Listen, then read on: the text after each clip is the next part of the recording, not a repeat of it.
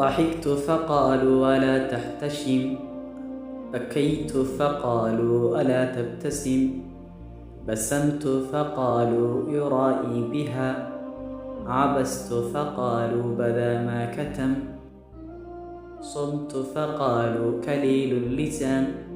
نطقت فقالوا كثير الكلم، حلمت فقالوا سنيع الجبان، ولو كان مقتدرا لانتقم، غسلت فقالوا لضيش به، وما كان مجترئا لو حكم، يقولون شد إذا قلت لا،